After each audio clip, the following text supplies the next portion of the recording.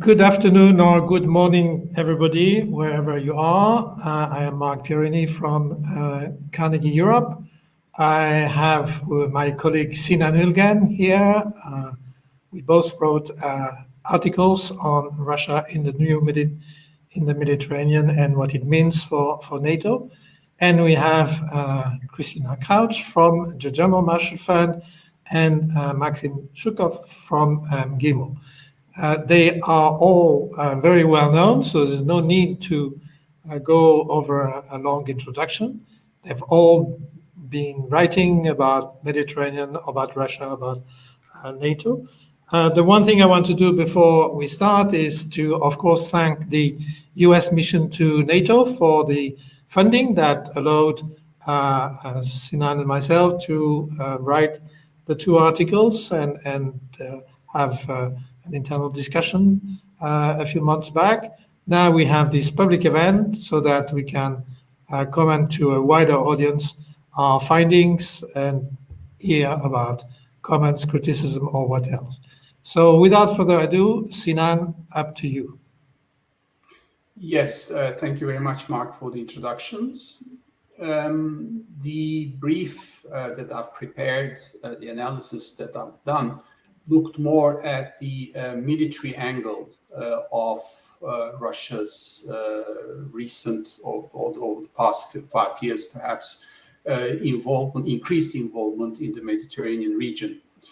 And perhaps if I were to summarize the whole of this analysis in a single sentence, I would say that we are indeed witnessing a turning point in terms of Russia's power projection capabilities. Firstly, with regard to the region itself, the Eastern Med, but secondly, and perhaps more interestingly, what we witness in the Eastern Med will not stay in the Eastern Med.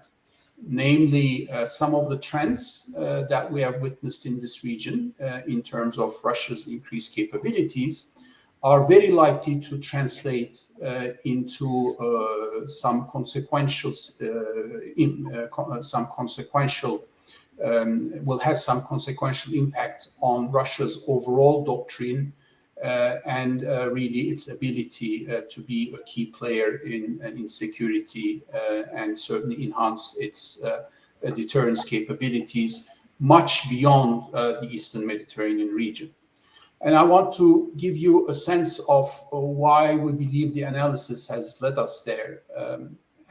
Firstly, when we look at this region, what Russia has done, particularly since its involvement in Syria at the end of 2015, there are a number of, I think, remarkable achievements at relatively minimal cost for the Russian establishment. First of all, we've seen, the very critical support to Syria, which is becoming, one more time, perhaps a client state of Russia. Remember the Soviet times and the relationship between Damascus and Moscow. The very strong support, at a critical moment in time, given to the Assad regime, has really created these type of political bonds. Secondly, there is now a number of key developments in terms of Russia's enhanced forward presence. This is a terminology that we used to have for US thinking, and this is also something that we can apply to Russia when we look at what has been done since 2015. In particular, the naval base in Syria, Tartus base, the air bases as well. And I'll come also how that links to the overall Russian deterrence across the region a bit later. My second point is that beyond the region, what has been done in the region has also greatly helped Russia's capabilities as a military actor. And this is going to be important to think when we look from the transatlantic viewpoint. First, the Syrian landscape allowed Russia to engage in some serious capabilities development and testing. It has been a testing ground for a number of major weapon systems. We identified about 200 of those, small, medium, large-scale weapon systems that have been used in the Syrian context by the Russian army. Secondly, not only weapon systems, but the human resources, from operational level, tactical level, all the way to strategic level, have seen a battle in Syria, and therefore this has allowed the Russian military to gain some perhaps unalloyed experience in conflict experience as well. A third element of that is, the Russian Air Force. Their involvement in the Syrian campaign was also quite instrumental in changing outcomes in Syria, but was also a learning experience for the Air Force itself. So, all in all, I think perhaps the one important message that we can draw from this is that the enhanced forward presence of Russia in Syria is going to translate into increased capabilities for Russia in other zones of potential conflict. And here, of course, we have to think about Eastern Europe and the Baltics areas where and Ukraine where we have these potential conflict scenarios. So the improvements that we've seen in the East Med will have an implication for other conflict zones. And finally, with what we have also seen is that this building up of assets, both political assets, physical assets, military assets in the Eastern Med, tends to take place in an environment where Russia is becoming a more influential military actor, where we have seen links between Crimea, Syria, extending all the way to Libya. So one can even talk about, a Russian arc of deterrence that is being established across this region. And this deterrence is now, in many ways, being able to be extrapolated to other nearby areas, as the case as we've seen in Libya. The reason why we say this is that the Russian air campaign in Libya has certainly received strong support from its air base in Hmeim in Syria. So some of the airplanes that participated, fighters, the Su-24s and others that participated in the Libyan campaign used to be in Hmeim. So, and the second part of this equation is the increased power projection capabilities of the Black Sea Navy, which is, based in Crimea. So this navy is also now being used, in addition with the support that it might, receive from the naval base in Syria, as a more important deterrent force in the Eastern Med. So this is perhaps where I want to end before I hear the contribution of our other speakers and the Q&A. To conclude that from the perspective of the transatlantic community, not only do we have to watch closely what is happening in this region in terms of Russian presence, Russian increased capabilities, but also think intelligently and smartly about how this can be translated in other zones of conflict where Russia is a player. Thank you very much, Sinan. I will change my hat and go back to what I wrote in early June. First of all, saying that my assessment in my article starts with Russia's threat perception.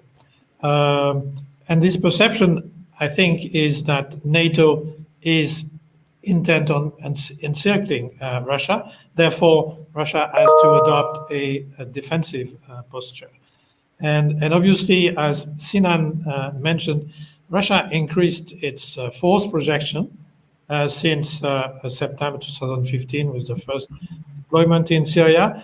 But if you look at the map from Moscow, you see that the force projection that Russia increased goes south of the Turkish Straits, obviously, southeast of the Suez Canal, and of course further afield in Africa, with various countries such as Libya, Sudan, Central Africa, and perhaps Mali with proxies. So essentially, what we have seen is, first of all, the Syrian bases, the naval station in Tartus being transformed into a naval base, and the civilian airport of Latakia being transformed into the Hamim Air Force Base. This is really the stepping stone for Syria. It was, of course, an instrumental operation for the war in Syria and Russia's support to the Assad regime, but it is now largely used as a stepping stone towards Libya, and in turn in Libya, the Al Jufra base is used as a stepping stone towards Africa and further on. Essentially, if we look at what happened from Western countries, the US withdrawing from the region, by and large, the EU being totally ineffective in being an actor in Syria, for example, or in Iraq. Essentially, Russia is filling the void. So that's the strictly operational part. Now, what I added in my paper is the Russia-Turkey interaction. This is a different game. It's a strategic game against NATO. Of course, well short of a confrontation with NATO. But in my view, there are three elements here. One is that in answering Turkey's call of early August 2016, that is post-military coup, for help, Russia proposed an oversized system, the S-400, which had little to do with countering a coup, of course. It was a much bigger tool. So the end result, I'm not talking of Turkish politics here, I'm talking of the gain for Russia. The gain for Russia is that simply by selling a S-400, Russia pushed the normal alternative, US Patriot missiles or Italian, French Eurosam missiles, out of its southern flank.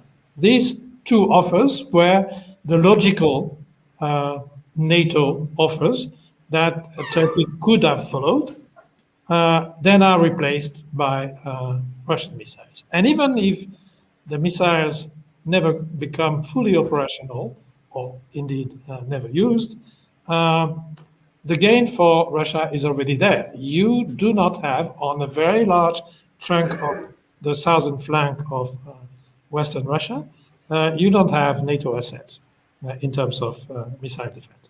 Secondly, by properly anticipating the US reaction to these S-400 sales, meaning the freeze of Turkey's participation into the F-35 program and the freeze of the sale of 100 F-35 and possibly 20 additional F-35B, of course, Russia is similarly getting rid of a very large contingent of the most advanced stealth fighter on its southern flank. So these first and second points show you a very important strategic gain by Russia, simply by playing well the aftermath of the coup in Turkey. Took a few years, but we're there. The third element is that what's left for NATO, essentially Russia, by pitting Turkey against NATO, sort of unsettled the entire missile defense strategy for Europe, and in a way turned Turkey's own policy into a durable wedge into NATO.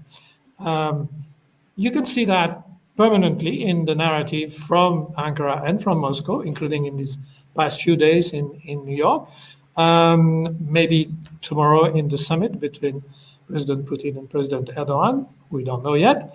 But it has become a sort of standard ingredient of the political narrative of both countries. And despite all the talks in June here in Brussels between President Erdogan and President Biden, we don't see that there is a different avenue, at least not so far. So the lesson for me from the enhanced deployment of Russia in the Mediterranean region is going much further than just the Eastern Mediterranean, even further than what's happening in Libya next, or what the base in Sudan might become. Of course, there are implications. Of course, there are Russian troops and proxies in Central African Republic. Of course, there might be some Wagners in Mali, although Minister Lavrov said this has nothing to do with the Russian policy.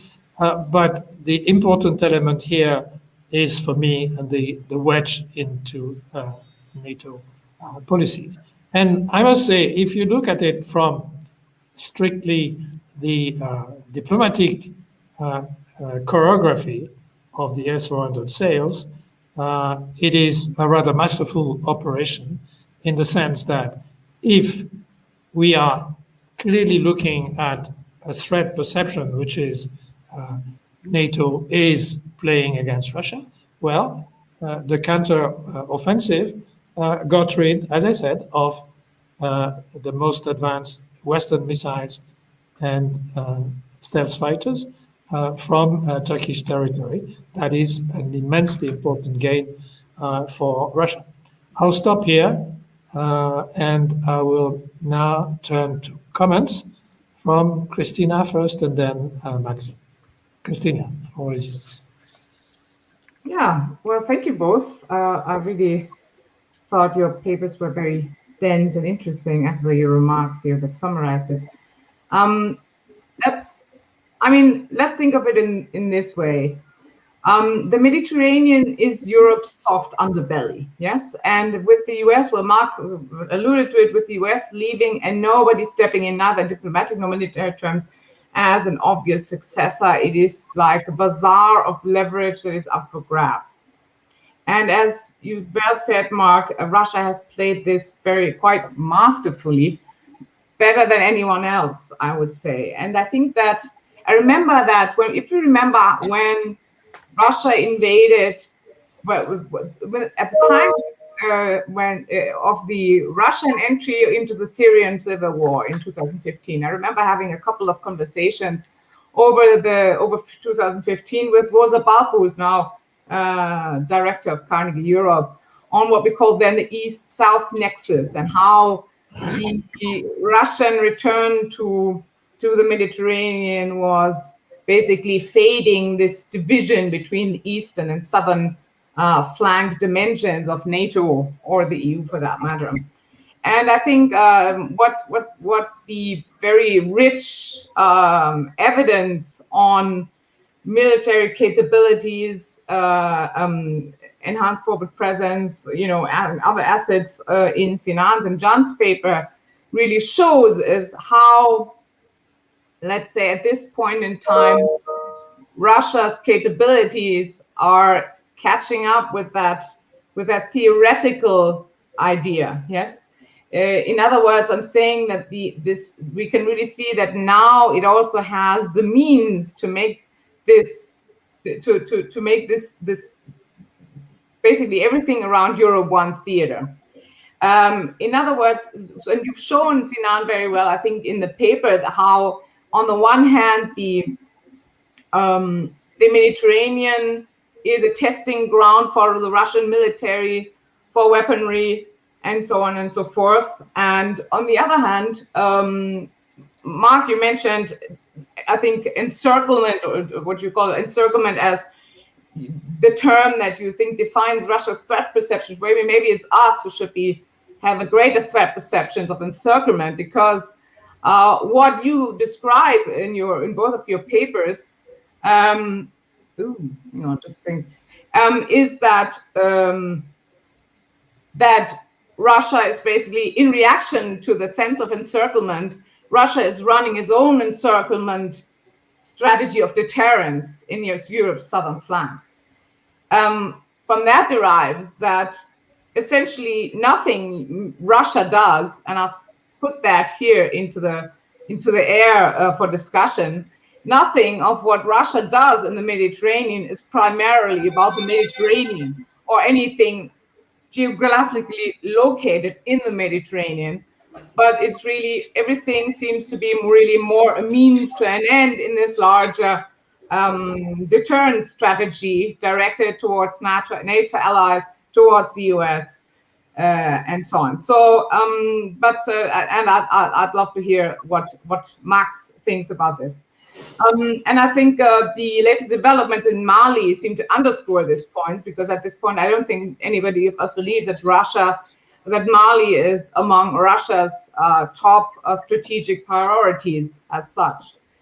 And well, and then Mark asked me to say a few words about Libya. Well, I think to me it seems that, well, the Russia-Turkey relationship is indeed a curious one, and I think there are a few traits that they have in common, in the sense of this strategic opportunism that uses this systematic exploitation of diplomatic and security vacuums to its own advantage. And they also share a similar playbook of this geopolitical horse trading. I was mentioning this bazaar. So basically where they horse trade different assets, they have leverage in different arenas in a quid pro quo fashion that frankly none of the other NATO allies do in this masterfully. There's also no expectations of loyalty in this kind of relationship. For example, you know, when somebody asks, how is it possible that they oppose each other in Syria and now in Libya and other places, and at the same time still manage their differences and cooperate well in other ways? I don't really see the contradiction, because this expectation of loyalty that, for example, someone like Macron may have towards the United States and be upset about AUKUS, you know, this is not this kind of relationship. So I think that in Libya we can see very well how really they are against each other, but they help each other. Yes, and if I am a patron in a proxy war, yeah, I would also ask myself, if my expectation is not victory but settlement or partition, who would I pick as my favorite adversary? Yeah. And I think from the Russian perspective, it makes perfect sense to pick Turkey, and from the Turkish perspective, it makes perfect sense to pick Russia. So again, here I think there is this kind of strange symbiosis that we can see here. Yes, and I'd love to hear what Mark has to say on this point. Thank you, Kristina. Max, up to you now. Thank you very much. Thank you for having me, and I think we're having a very interesting conversation. I appreciate the comments and the two articles that the two authors have presented to us. Encourage everyone to read it. A lot that I agree with, but also there's some points that I would perhaps read a little bit differently. Let me kick off by saying that in my view, the Mediterranean in particular, and in Eastern Mediterranean in particular, has three major dimensions of importance to Russia. One has to do primarily with the strategic deterrence, where Med is key component to Russia's nuclear deterrence in the southern flank. You know, Russia, as being mostly a continental power, has these four major strategic directions. We see gradual military buildup in the Arctic. This is Russia trying to build up nuclear deterrence in the northern direction. We see all these kabuki theater with talks or no talks with the Japanese. I think it's not gonna. I don't think it's gonna go anywhere as long as Japanese have this military pact with the United States.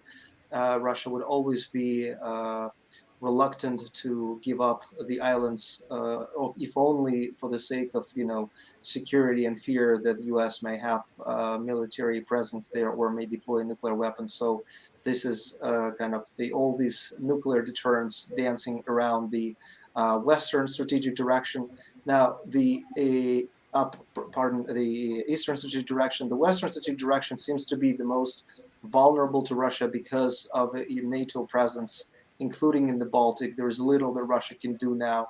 Basically, the NATO countries are at the border, and this is perhaps seen by Russia's political and military establishment as the major vulnerability if you're looking elsewhere. So over the past few years, perhaps since Russia's involvement in Syria, or a little bit earlier than that, Russia has invested a lot into this nuclear deterrence in the southern flank.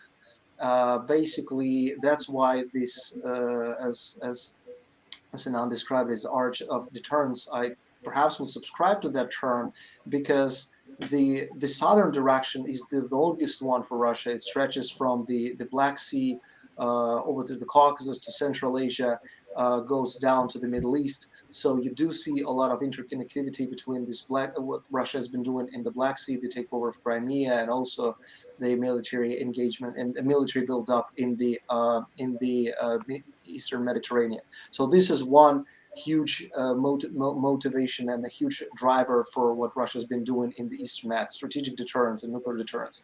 The second dimension is geopolitical stronghold. There is a school of thinking that goes back to the Soviet era that there are three kind of major choke points in the region that any power that seeks to project power and influence in the region has to control. One is the Suez Canal, another one is the Bab el-Mandeb Strait, and the third one is the Persian Gulf. So we've seen some degree of Russian military and political activity in or around those areas.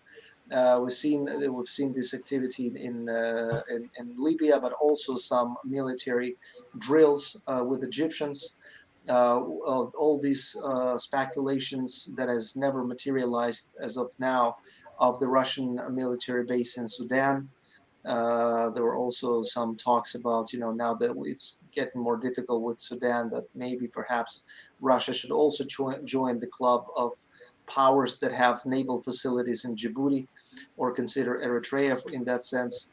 And there is also some activity was in the past with Iranians in the Persian Gulf. So you see a lot of actions that speak to that narrative of the Russian seeking a certain geopolitical stronghold. Now, what the purpose of geopolitical stronghold, perhaps we can discuss. One would argue that it's to know and monitor regional logistics, trade routes, migration flows that Moscow may not necessarily have influence over in the immediate term, but may accumulate enough leverage to activate it if it needs to, whenever it gets difficult with the West. And finally, the third dimension that kind of stems from the second one is what I would call the status projection and leverage over the West. Our colleague Kristina mentioned that there is little value in the Med for Russia per se. I would say it does have value, but I also agree with what she described. This area being more like a leverage or a bargaining chip in relations with the West. But here I would differentiate between what Russia has been doing in Libya and in Syria. These are, in my view, different. The focus in Libya is primarily around the European Union, or kind of coercing European Union to negotiate and table on some issues. And I think it was a very remarkable phrase by one Kremlin official shortly after Chancellor Merkel visited Putin on the margin of the Berlin conference in Libya. He said, for the first time since 2014, Merkel came to Moscow to talk about something other than Ukraine. So it gives you a clue into the thinking that, this in a way does work, because if you're trying to kind of expand the agenda with Europeans to things like migration, security in Libya and stuff, it does get their attention, and they may kind of get over the focus on Ukraine and talk about other things.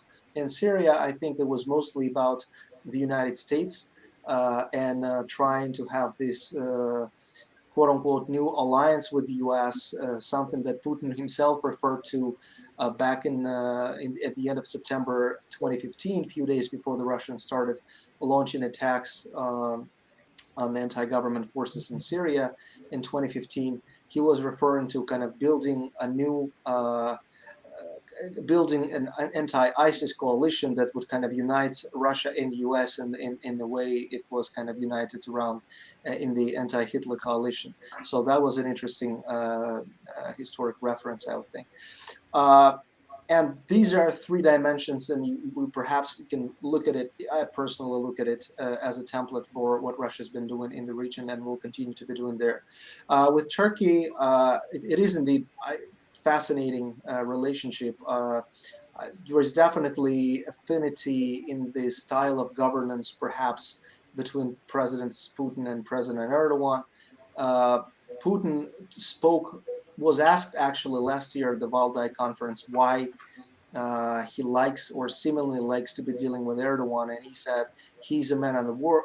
He's the man of the word, and you can read to him very much basically what Putin said, that Erdogan was predictable in the sense how he operated, what he wanted, and it was easier to deal with him. And you could.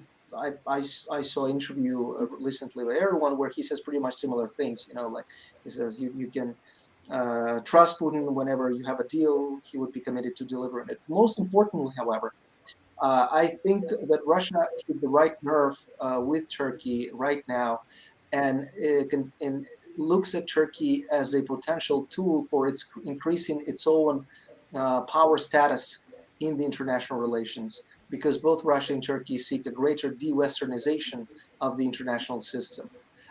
They seek to play a bigger role in the international system. They're both very much dissatisfied with their own place in the Western system, and because they can't get a bigger role in that system, they seek to de-Westernize the system to have kind of more say in this quote-unquote new world order. But for Turkey, in my view, dealing with Russia is interesting because Russia, for now, has been giving some resources that the West has stopped giving to Turkey a while ago. Mark, in his paper, noted that Russia kind of drove a wedge between Turkey and NATO with this S-400 deal. I agree with that in the end result of what happened, but I a little bit disagree with how it happened. It wasn't like that Turkey had a perfect relationship with the rest of NATO, and Russia just snatched it from the alliance. Russian reading of the situation was that Turkey was trying to get, after the coup, Erdogan became increasingly worried about his security and also about the need to get missile systems, and they were trying to get this technology of production of the missile systems from the US. That did not work out, and then the Russians kind of jumped in on that opportunity and exploited the opportunity by willing to not only sell a piece of hardware but also share some co-production technology and ultimately have a say in that deal. My reading of a Russian-Turkey relationship is that it's a dialectics of fragility and flexibility. It is fragile in the sense of historical, or rather historic difficulties that both nations have had over the past few years, and the number of mutual wars and things like this. And also the fragility is underpinned by the differences that Russia and Turkey has, objective differences and interests elsewhere, if you see in the Middle East or in Eurasia. But there is also a flexibility in the way that the two leaderships have learned to work with one another, and the certain red lines they're trying to, because ultimately the Russian-Turkey relationship survived the huge stress test, which was the downing of the Russian plane in November 2015, and then there was another stress test back in the spring last year when some Turkish military were killed in Syria, and that was a very heated moment. And but for now, I think every single crisis where both Moscow and Ankara would be involved would be a test for what's there more in this relationship, whether it's fragility or flexibility. So I think it's pretty fragile, but so far has been flexible because the two countries need each other and continue to get from one another a lot more that they would perhaps lose if they pursued a different path. I'll stop here and be willing to take questions. Thank you very much, Maxim. It's quite striking that you both underline that beyond the Eastern Med and beyond the strictly military aspects, what Russia's strategy shows is that by taking positions in Syria, but in Libya also, in the Red Sea, or in sub-Saharan Africa, Russia is signaling its intention to play a much bigger role on the world scene. And I think that's an important element. I will come back to the missile thing, Maxim, later on, but Sinan, do you have a comment on the comments? Yes, I indeed do. And it was really a pleasure to listen to both Kristina and Max. And allow me a few comments on the nature of the Turkey-Russia relationship, an area that Max very eloquently analyzed. I think when one looks at how this relationship has evolved, we need to ascertain that there's a major achievement here. Because, and this is something that was enabled, you can talk about leadership styles, you can talk about other things, but the two leaders, Putin and Erdogan, they have stuck a relationship that's quite unique when you look at the history of the Russia-Turkey relationship. In a way to maximize the gains from their collaboration, and arguably there will always be a limit to how deep that collaboration can ever be. Turkey is a NATO member. We look at the world differently. There are stress factors around us, ranging from Ukraine, Crimea, where we certainly don't see eye to eye. But nonetheless, these two countries have been able to categorize those differences, whereas in the past, these same differences, were seen as stumbling block to any sort of deep cooperation. And the achievement here is really the mutual understanding that they can categorize these differences. And as a result, we have seen a mode of cooperation emerging in Syria, where the two at the beginning of the conflict were at very different ends of the spectrum. We've seen this in Libya. We've seen this over Nagorno-Karabakh.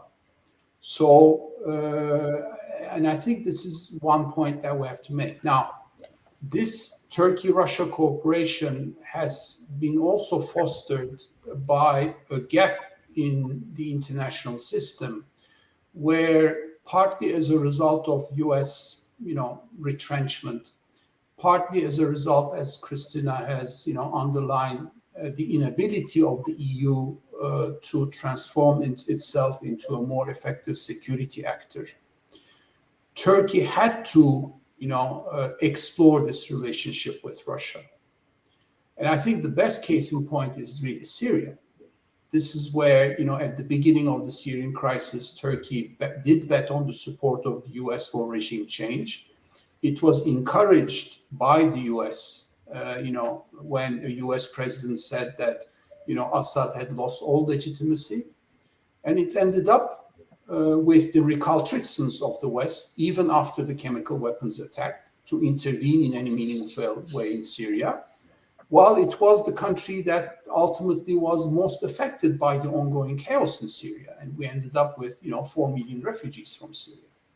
So in a way, Turkey was pushed in that direction by, a host of factors that have more to do with how the West reacted than Russia reacted.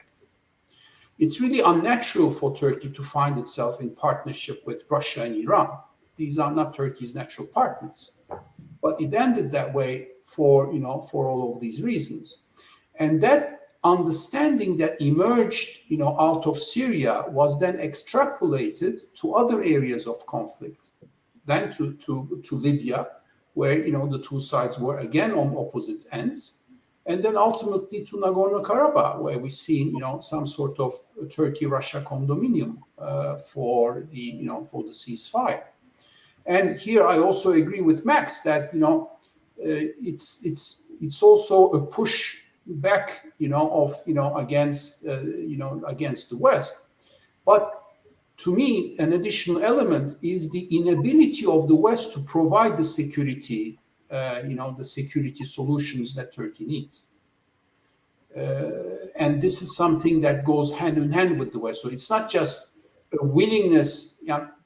From the Turkish perspective, from Russia it may be different, but from the Turkish perspective, it's not just a natural pushback against the West, although there may be ideological reasons for that with the current government. But nonetheless, it's also has much to do with the inability of the West to answer Turkey's security needs.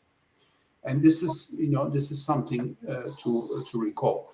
And finally, I think for our future thinking, one question that begets an answer is how this relationship will change in the context of political change in Turkey. Because there are more and more sort of signals that a political change may be coming after 20 years of rule by AK Party and Erdogan. And therefore, this relationship that we described, which was orchestrated by the willingness of the two leaders, to what extent they will change if Turkey ends up with a different political leader? That's a question that I think warrants some attention. Thank you, Sinan. I'd like to make a couple of comments. First of all, on the missile aspect, when into the summer of 2016 and the following month, the request by Turkey's leadership to Russia was help with security of the regime. This was not an intercontinental ballistic missile attack on Ankara. It was essentially two things. One was that for the first time ever, and this was of course shocking, the Turkish Air Force attacked public buildings, including the parliament. That had never happened before, and it was a great shock. And second, you'd have in the southeast of Turkey, the Syrian Kurds lobbing short-range missiles on small cities and villages like Achakale and so on. And the end answer was S-400, which of course has nothing to do with either defending yourself against your own air force or against short-range missile from an insurgency in Syria. So this is where a tactical issue where you would have needed a Buk system or an Iron Dome system to protect the Turkish capital ended up with something of a missile defense system of a major magnitude. So this is where I'm saying what were exactly the defense needs of Turkey? Was Turkey trying to defend itself from S-300s from Greece? No. From Iranian missiles? No. Russia, Turkey, and Iran are allied in Syria, so why should Iran attack Syria? So, unless you imagine that Israel was going to suddenly attack Turkey, which makes no sense, the S-400 offer was not warranted by the system. This is why, Maxim, I would agree that perhaps it was not the first intention to go against NATO missile defense policy, but the nature of the answer by Russia to Turkish request was so oversight that it ended up being or appearing as something against NATO. Second remark, the mushrooming of the Erdogan-Putin relationship was greatly facilitated by the Trump presidency, of course. Trump's unpredictability and Trump's seemingly personal affinity with both Putin and Erdogan sort of facilitated all this to the point that for the first time in a long time, you would see obvious differences between State Department and Pentagon on one side and the White House on the other side. This is over, but it was of benefit for both the Russian and Turkish leadership. My last remark is that you can often read and or listen to analysts saying, in the current state of affairs in the world, Turkey cannot be solely affiliated to the West. Turkey needs to have a foot in both camps. I would, in principle, sympathize with that view, with one exception, or two, or one and a half. One is, of course, that NATO is a defense system, and it's geared at defending Western Europe against Russia. So having a foot in both camps is contradicting the nature of the North Atlantic Treaty. Secondly, Turkey's economic and social survival, as far as I see, and with the exception of defense procurement and energy, but for the rest, Turkey's economy is hooked to Western economies, in particular to Western Europe, both the EU and the UK, to a lesser extent the US, and therefore everything that draws Turkey away from this Western orbit in another field, meaning defense, is detrimental to Turkey's economic interests. We do have one or two questions. They tend to appear on the screen and suddenly disappear. So I'm going to try to. Well, there is a question for Max and Sinan. What? They disappear again. Okay. What do you expect, Max and Sinan, from tomorrow's meeting between Erdogan and Putin? Max, why don't you start? Well, actually, I think it's important. Well, I don't know what to expect. There might be some deal, but most importantly, I think the Putin-Erdogan deals on Idlib evolved around three major principles, I would say, of Russian attitude towards Turkey. One, the first principle is to try to treat issues that are important to Turkish security with understanding. The other one, another principle that stems from this one, try to exploit the mistakes and take advantage of the mistakes of Turkey's other partners, especially the United States, when they are less kind of sensitive to those interests. And then the final one, to clearly establish red lines and discuss from the outset a corridor of opportunities for cooperation. So, there was this clear and in my view, pretty clear, and I would say perhaps better served in the Russian interest towards Idlib, the very first deal between Russia and Turkey. Over time, some red lines get crossed, and Russia, in that sense, gets pushed by the Assad government to do more. Because my argument is that Russia has pretty much achieved all of its interests in Syria by 2017. Right, Assad regime was pretty stable. The Syrian opposition was softened. ISIS was still a dangerous force, but not able to conquer large chunks of the territory.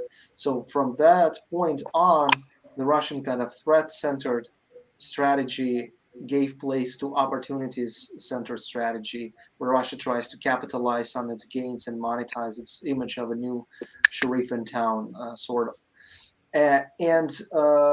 But right now, Russia is pretty happy with the kind of assets it acquired in Syria, meaning the military presence on the coast.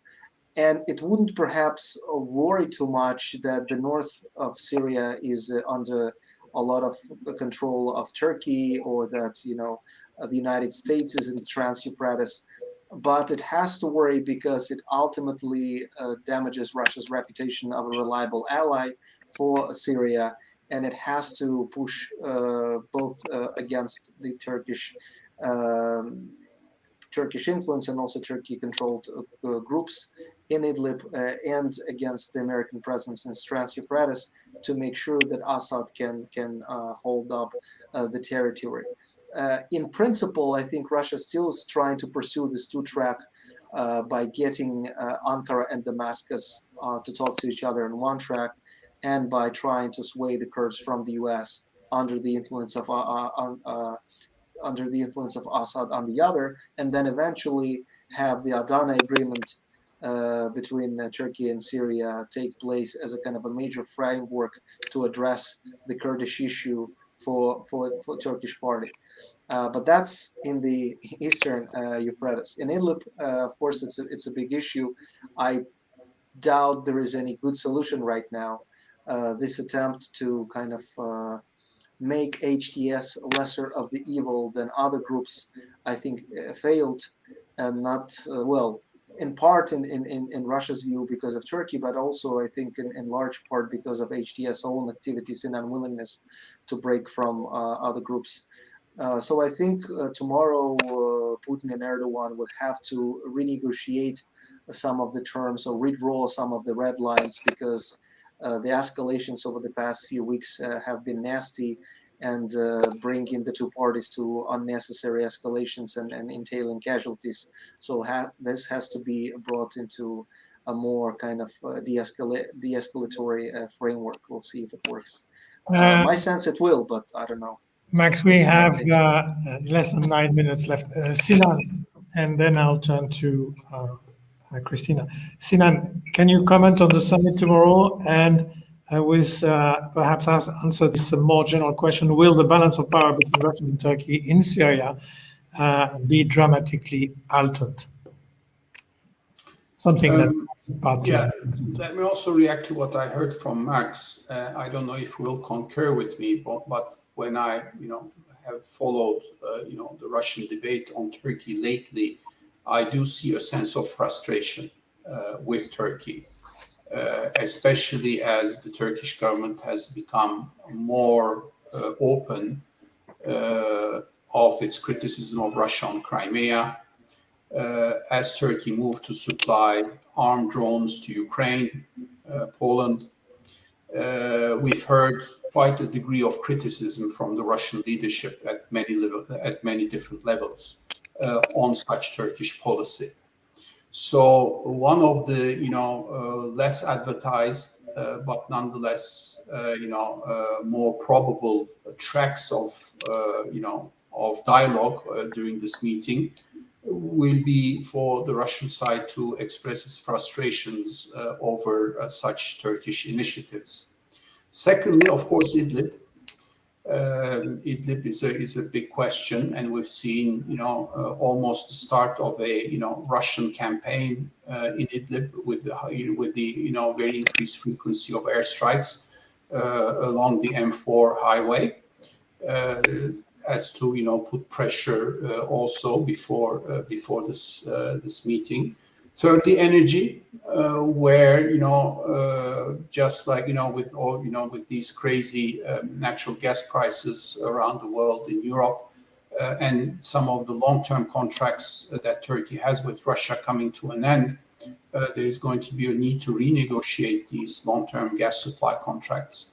That's a third dimension.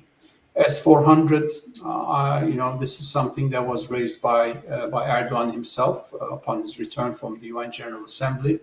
That this is also in the pipeline. The purchase of the second set of batteries from Russia. And finally, there are also other regional issues ranging from Nagorno-Karabakh possibly to Libya. So, what sort of end result we'll get from that? I think the Russian side is more advantageous. It's also of interest to note that according to diplomatic practice, this meeting had to be held in Turkey. The last, summit was held in Sochi a year ago. So it was normal to expect Putin to travel to Turkey, but that's not what happened. Erdogan is going to Sochi one more time. Secondly, the Turkey-US relationship is in a dark moment, and that tends to also weaken Turkey's position vis-à-vis Russia. And finally, on Idlib, the fear on the Turkish side is that if the Russians cede to the Syrians, then we might end up with a large offensive, and then Turkey would one more time witness refugee flows, which is something that the Turkish side wants to avoid at all costs. So ultimately, there are going to be all these elements on the table, and this is some sort of balance will be sought. But there are more things that Turkey now demands from Russia than Russia wants from Turkey, and that creates asymmetry in the negotiations. Thank you, Sinan. Kristina, we had another question about how important is energy, especially in the Eastern Med, and how important it is for Russia to get a hold of gas field. My article. Yes, thank you, Mark. And since you treated this very eloquently and at length in your paper, I'm going to throw that a question back to you and instead ask a question of my own, if I may. Okay. So we haven't discussed the Russian, well, I will just call it entry into Mali. And I wonder if anybody would like to comment on this, how this fits into this whole set of issues of how Russia's positioning, well, Sinan talking of a turning point in Russia and the Mediterranean. Let's say Sahel is like the extended Mediterranean.